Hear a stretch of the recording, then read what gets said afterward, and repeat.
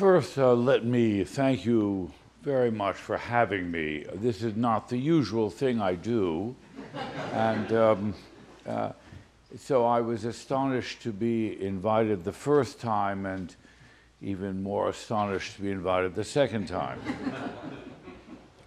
I do not envy those who take sermonizing as their vocation. It's very difficult to have anything to say, and certainly not every week. But it is certainly the case that the discipline of providing a sermon is helped by having to grapple with the biblical text. And this Sunday is as difficult a text as can possibly be imagined. So Luke 16, 1 to 13, the gospel you just heard, is probably among the most confusing and possibly contradictory parables attributed to Christ. And it exists really only in one version in Luke itself. And the story is pretty straightforward until sort of the end of it. The story is of this steward, this manager of a rich man, and he seems to have mismanaged the estate. He hasn't stolen anything. So it's not a matter of theft, just probably incompetence. And he's fired. Now, having lost his job, the interesting line is that he doesn't want to do manual labor. Right? He can't do that. And he doesn't want to be idle, and he's concerned about what will happen to him.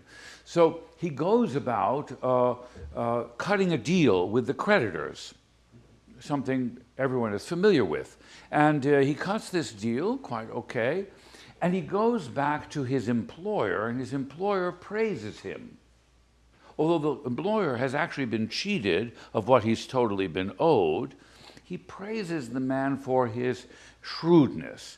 And then the gospel turns to reflecting on what has happened and makes the point that the steward realized that he had to live among his fellow human beings, and by cutting them a deal, he would win their sympathy. He was nice to them.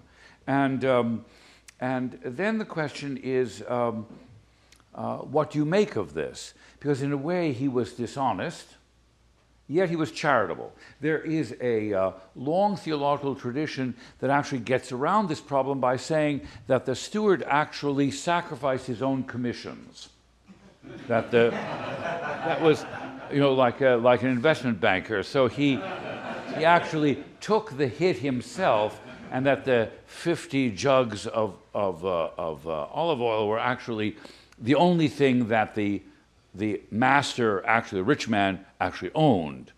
So this is an easy way out. It has a long tradition of trying to figure out that the steward actually was charitable, and therefore he was liked by the people whom he helped because he took the loss himself.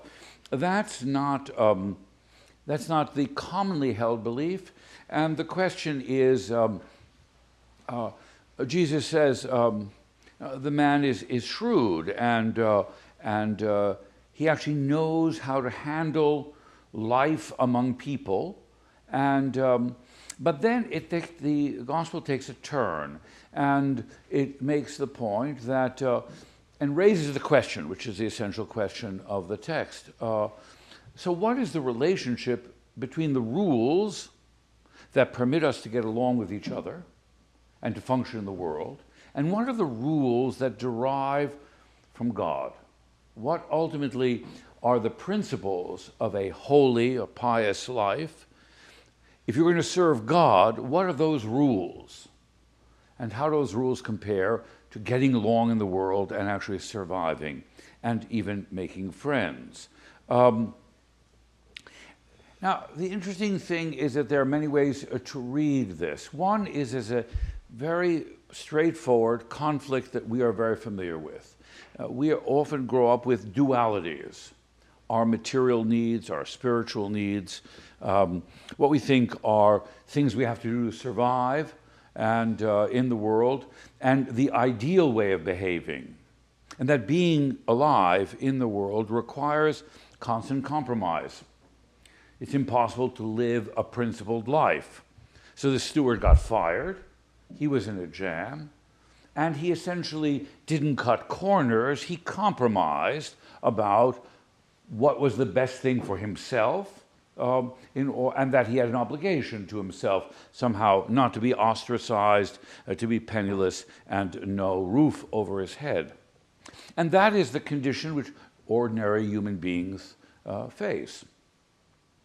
But as the reading ends, the claim is that we, servants, can really not really serve God and wealth. Another way of saying it is that, is it possible to be truly a good person, the child of God, in the world?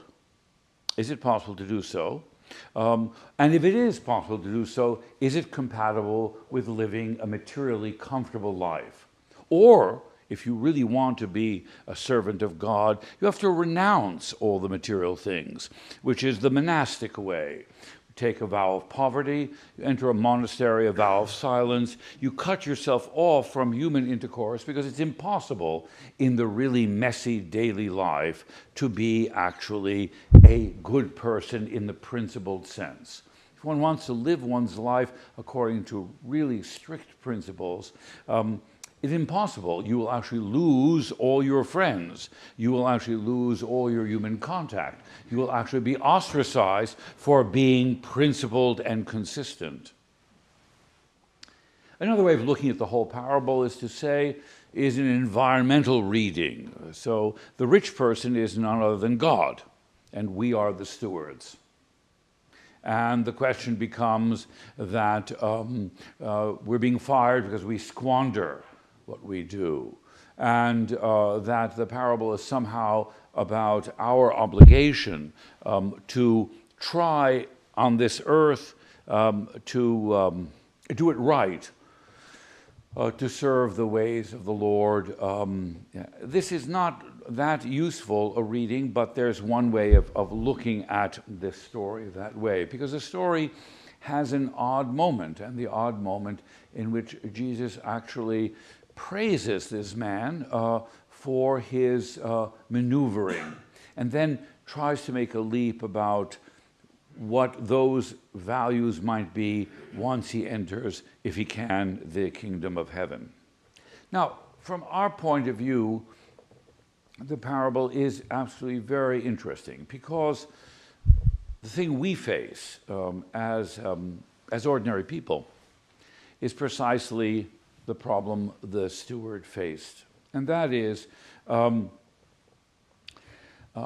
we obliged to act in a way that's entirely principled? Or actually, is the most important thing is how we can protect ourselves and take refuge in the behavior of ordinary mortals? So I'm in difficulty, I just got fired, and I do what I can actually to make a comfortable life. I'm not asking what's right or wrong, I'm looking actually at what's expedient. And I do not want to stand out at all from the crowd. And so there's a distinction between shrewdness and rightness. So the other thing, of course, is the question of what my attitude toward the right kind of life really is. So the rich man who fired the steward is concerned about mismanagement. But the real concern is, what are the obligations of wealth? So if you look at the entire parable from the point of view of the people who owed the debts, the bushels, the olives, and so, is the economic system one which permits of anything that is connected to the principles for which Jesus stood and his disciples? So when we think about the meaning of our life and whom we serve, we often, for example, are penurious. We live in a time where there is tremendous inequality of wealth. We live at a time when people complain about paying taxes. Now that nobody can earn any money at all from interest, the interest rates are negative, people can't live on their incomes, they can't delude themselves that they're as rich or richer the next year than they were the year before. They actually have to spend down whatever wealth they have. And we find a certain reluctance in questions of charity and questions of trying to rectify inequalities. We justify the inequalities in logic that may have no connection whatsoever to what is right. In the principle of salvation and of the sanctity of human beings, there is an inherent radical equality that the salvation of those good people is not correspondent with those who are wealthy.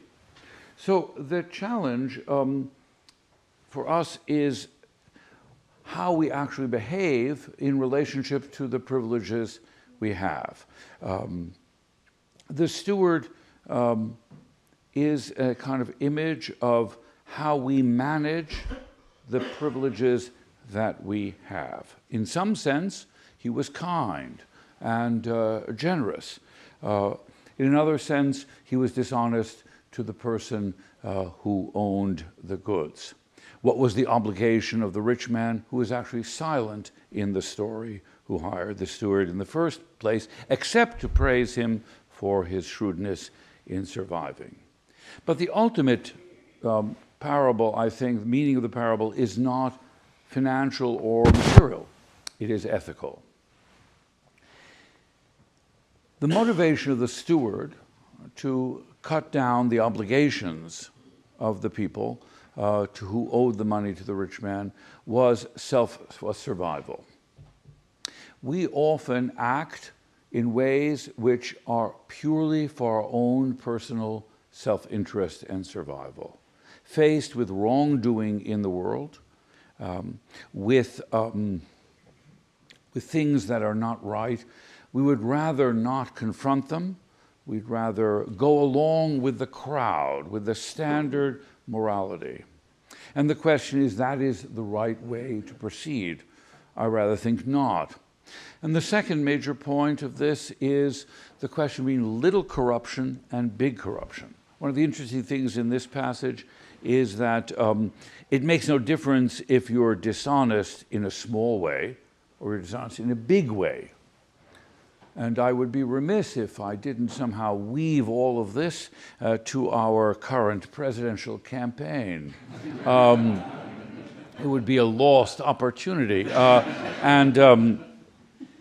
So we look at our candidates properly, as we look ourselves, and as the parable suggests, as flawed people. And there's nothing more analogous to winning the hearts and minds of people around you than trying to get elected. If the steward is someone who needs to get sheltered by doing favors for people, what do politicians do? That's all they do. And the nature of their being favored by others is to be elected. And so we are faced with a presidential election, which the good news about it is that none of the candidates is viewed as possessing positive virtues. That normally you run into a political campaign and people say to you, that person is good and that person is bad. I prefer that person's policies to that person or that person's character. But there seems to be universal judgment that both candidates are unattractive, not to be liked, and repugnant in some way. Now, what's interesting when you think about this in relationship to the message of this particular section of the gospel, this parable of Christ, is that this may be a blessing in disguise. That to have no illusions about the flawed nature of whom we're dealing with. And the interesting question is, of these two relatively unattractive people, which of them is more likely to be admired, or more likely to do something that is less evil? In the grayness of life, where you live in the world and not in an ideal monastic world separated from ordinary life, it is inevitable that you're going to have to do something that is not perfect. And I would argue that this is not an issue of character, but it is an issue of aspiration. One of the candidates may be more shrewd, more able to cut a deal, but I rather think that the distinction here is between shrewdness and aspiration. The part of the gospel that suggests our job on earth is not to serve wealth, but to serve God. And if we serve God, it is in real life with real people. And that the values of that are not about wealth and not about self-aggrandizement. And I would argue that in a world of lesser of evils, it would be a mistake to overlook the level of shrewdness, the level of manipulativeness of a candidate, and that we ought not suffer the illusion that either is good, but we should actually take the course of less danger. You can infer pretty clearly where my sympathies lie, but I would urge that not in my lifetime, has any election been so challenging to the fundamental principles of the Republic, and that the astonishment in having not a steward of mismanagement, but the motivations of a particular candidate that are so far from a concern for the welfare and the public welfare of a community, that it isn't about policies. It is finally about which individual is more likely to reach for ideals that go beyond the material and the narrow self-interest of individuals and a narrow community. But this is, again, one of the most complicated and seemingly inconsistent of all of the parables of Jesus. It does absolutely suggest that the difficulty of living a truly Christian, a truly moral life in the world, that the burdens of conscience that we all carry are living in the world with an unbelievable level of compromise that borders on the dishonest, on the unfair, on the unequal, and that suffering with that recognition is probably an important dimension of our behaving well, and that it is not always right to do something that protects oneself, and that there are occasions when one needs to act on principle and not on narrow self-interest. Thank you.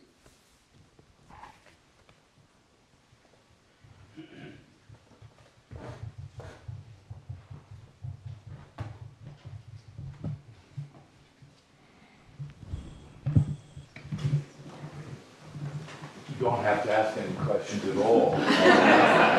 Seize the opportunity. I'll start the ball rolling, Botstein. Thank you very much for the sermon and for coming back. One might say that the only job more difficult than the than the campaign manager of a presidential campaign these days is that of a college president. And I think you set one record, which is to be the youngest college president, and you may set another, which is the longest serving. And I think it's I would just be interested to know, having children in college today and seeing what I see, what it's like in the current environment and given the current political environment we face, of trying to maintain civility and tolerance in the broadest sense of that word on a college campus. Yeah, so it's a very good question. So there are several very astoundingly unexpected challenges. One is the unwelcome intrusion of government regulation on the American campus. So the sort of freedom of action has been severely restricted by the imposition of an incredible amount of both expensive to maintain and senseless regulation, reporting, and monitoring. It is really scandalous, the extent to which the government, and this is something that's happened over a 20-year period. Partly it's motivated by the public that wishes to throw onto the university responsibility for all kinds of things for which the university is helpless. For example, that we are the front lines of defense against sexual violence when the students come to us at age 18, and any primitive psychologist will tell you it's far too late. There is the illusion in the United States that universities influence their students. Most of you, not all of you, have been to university, and as a member of its faculty, when I look at the alumni, I'm astonished how little influence we have on them. If we had such a great education, why is their behavior so reprehensible? The idea that somehow universities are a place where we can re-educate, or educate for the first time, young men and women of how to engage with intimacy is a fanciful thing. That institutions, so there is a kind of general political pushing back on institutions to be responsible for things for which they're not competent to be responsible. And then there is a failure to fully understand what universities do, and there's no political support either from the Democrats or the Republicans of any understanding what a university does. The value, for example, of basic research in science. All the funding in the federal government is now for so-called translational research, as if real scientific research were about being able to cure cancer with a single line between two dots. It isn't. Most of the real discoveries and advances we have in science are the result of indirect. People wanted to understand how cells work, how nature works, and then somebody else discovered, well, that might be useful. Newton wasn't interested in, building a transportation company in which he could get stock. This is the biotech craze, the idea that everything is translatable into an engineering reality or an economic reality.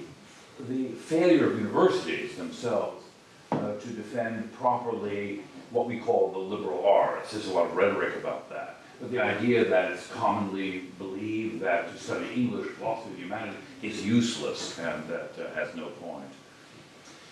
So those are problems we face. There's the economic problem. The country has not faced the fundamental failure to support higher education. I mean, primarily the state institutions in the country. It's incredible that we, as a wealthy nation, lag far behind any kind of real financing. The great state universities are private institutions. Michigan, Berkeley, they're not public institutions anymore. It's outrageous, the cheapness we've shown to the actual most important part of our society that will ensure economic success. Nobody wants to pay taxes. Nobody wants to pay for what? For the university, which actually is the one route to employment and prosperity. We should have a graduated, progressive tuition scale. There should be much more subsidy. The car loan program is ludicrous.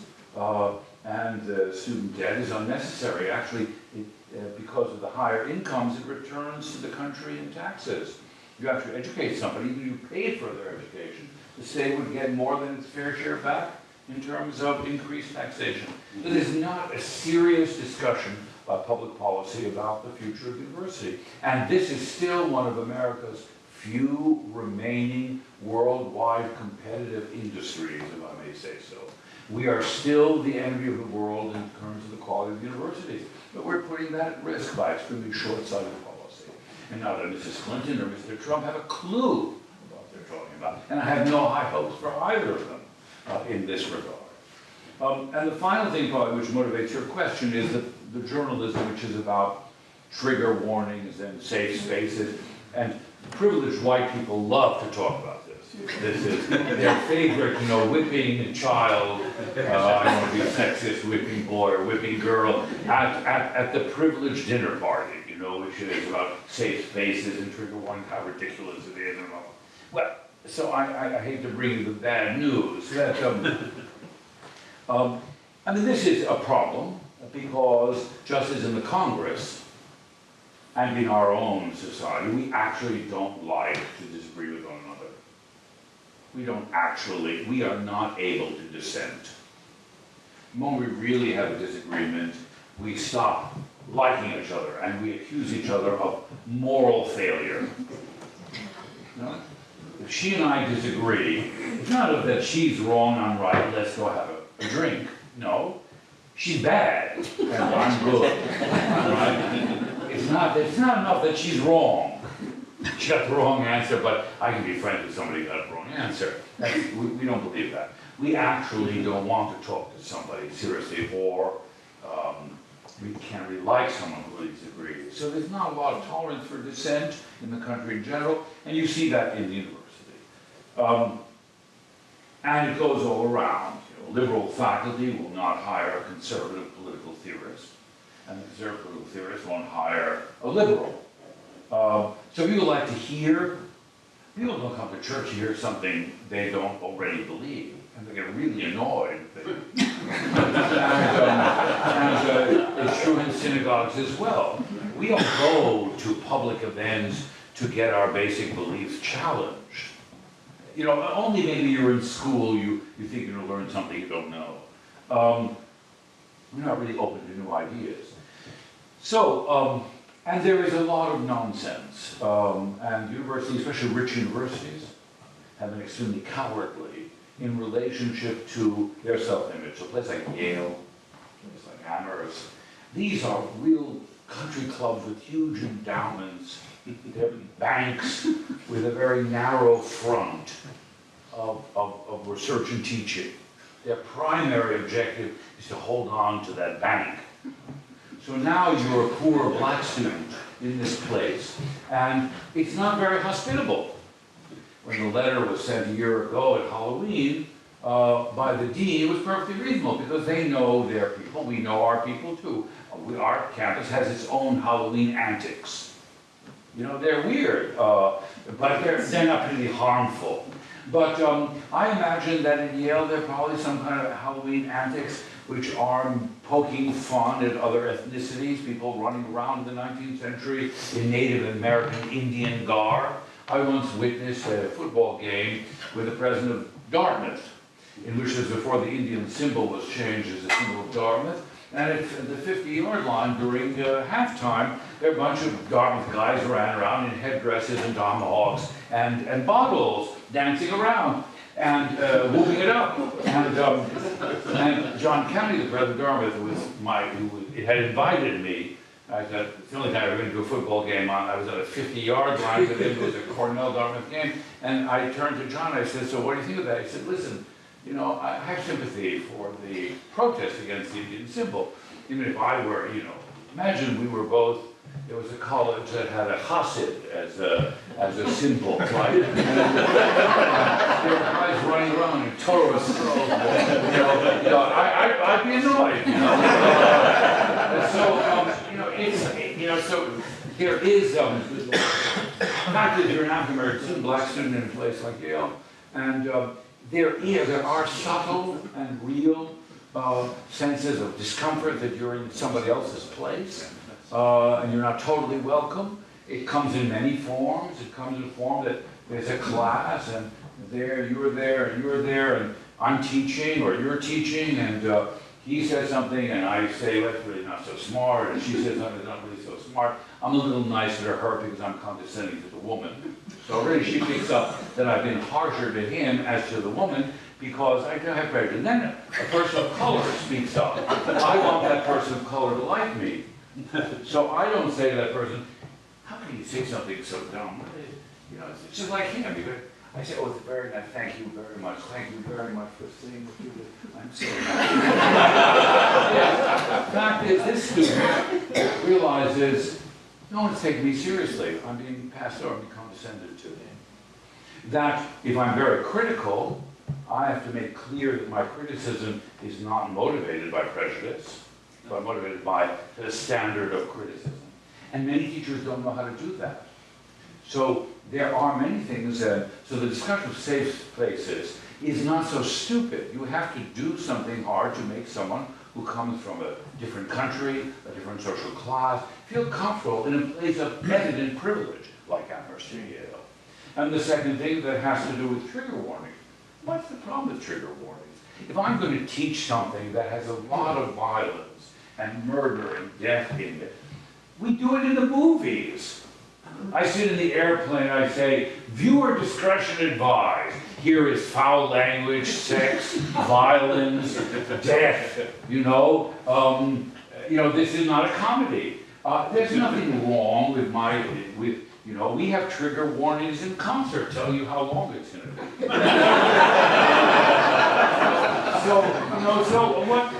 What's everybody considered? We do it all the time. We assign a reading, we say, look, ladies and gentlemen, Professor Nancy Leonard, my longtime colleague, I'm sure if she assigns a Shakespeare play or any kind of novel, she'll say this is it's long, there are a lot of moments in it. She'll sort of give an idea of what they're in for. There's nothing wrong with that.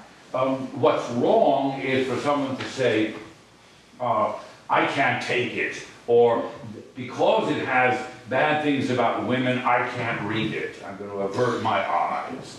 That's not possible. And there's no doubt that there are some fringe groups that argue this, and a lot of universities have been spineless about being clear. I mean, Oberlin has to be an institution that has lost its marbles completely, and there's a kind of vacuum of leadership there about setting the thing straight. But the journalists have misread the situation.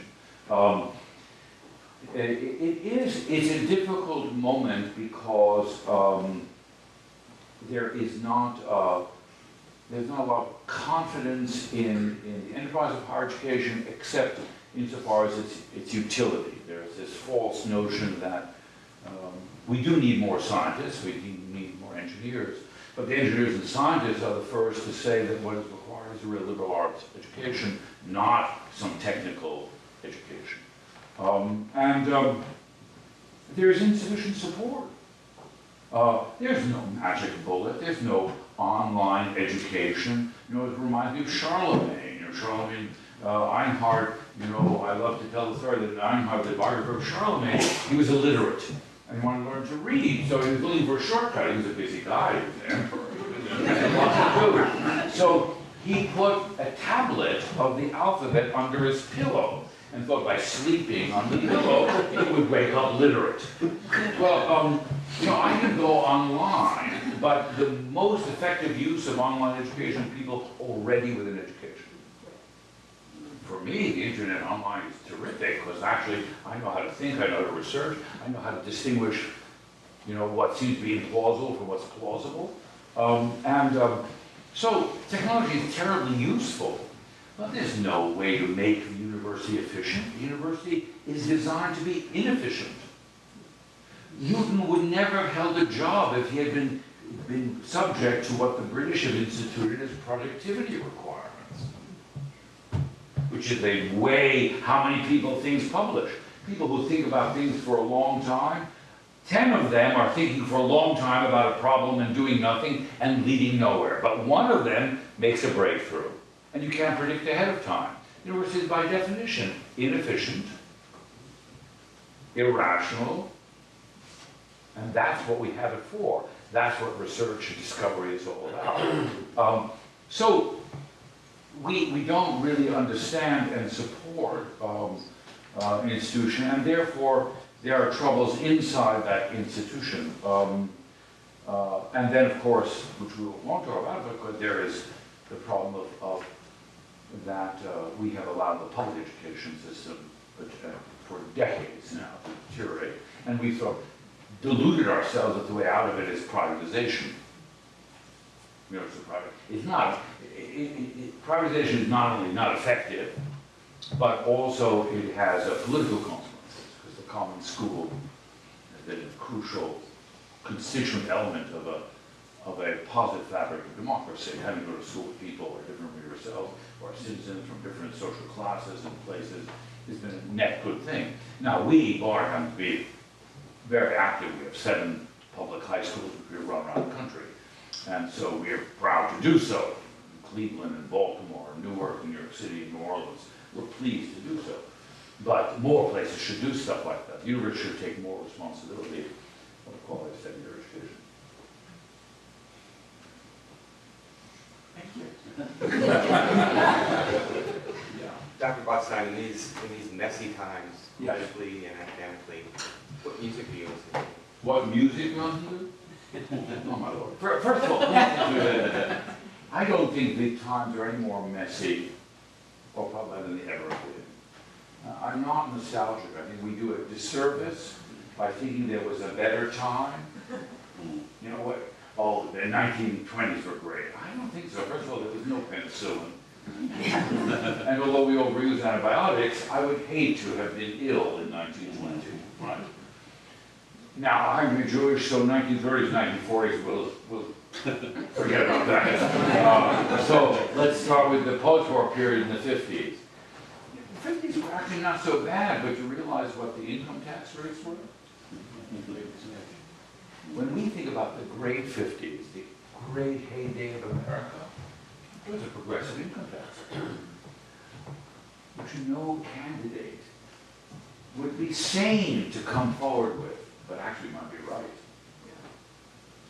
Right? So let's not go back. So I don't, our times are, I don't think, any more messy today than they were. The messy just looks different. As far as music is concerned, I'm really the wrong person to ask, because I'm mostly involved in preparing for concerts that I have to give. So I listen to as little as possible. I mean, I listen mostly only in the car, and that's randomly. And the thing I like to listen most, actually, are the Sirius on Sirius Radio. The two things I like to listen to really first are, my favorite things to listen to in the car are the Metropolitan Opera broadcasts, which are from the past. So the most wonderful thing in the world is you can get in the car and there is a performance of Lohengrin from 1953 with Fritz Siegfried conducting, things that as a child you could never access. I heard of Fidelio, for example, Bruno Walter conducting in 1941. Just incredible. You have Saturday afternoon broadcast, which Texaco used to do, and they're all recorded, and they get on the radio, and you hear both voices and performances that are, 70 years old, 80 years old, and just wildly illuminating, just riveting. And the other thing I like to listen to, actually, is not music at all, is old-time radio. I'm a real fan of Johnny Dollar and The Shadow, and the Dragnet, the radio drama. I'm a real fan of radio drama. It's very engrossing, and it takes your mind off the things you have to do. But listening to music, mostly I'm preoccupied with what I have to do. It's not that I wouldn't enjoy it. I look forward, if I can get to it, to the Mets doing with William Tell the Rossini opera for the first time in 100 years. Probably worth seeing. Last question, and I know you didn't come here. But, anything else I can? I'll go back to where Chris started from. We know that Aristotle said, one thing I know that I know nothing. Well, now I can know everything by just hitting Google. But what you were talking about was learning how to learn. How can you infuse your students to be curious, to challenge, to understand what they get, to analyze? As I say, facts are at our fingertips. How can you instill that? Or you can't instill it, but how can you make it possible? It's a very, very good question, and the strategy changes. The basic principles remain the same, but as generation changes, strategy changes. So, the most important thing to recognize about an entering university class is precisely something you alluded to. First of all, they have access, and they think, to a kind of wide world just sitting down through a machine, right? And they can Google anything, and they surf the internet, and they can communicate through social networking, and they have sort of reinvented a lot of language. I understand that I'm not on Facebook, and on Facebook you friend someone, and that has nothing to do with being friendship. You never see the person, you never talk to the person, and there's a lot of romance is conducted in sort of minimal numbers of character, without any content. And people have taken ordinary things and spend a lot of time. I cannot always imagine what people are doing all the time, the triviality, the banality of what's being sent over the digital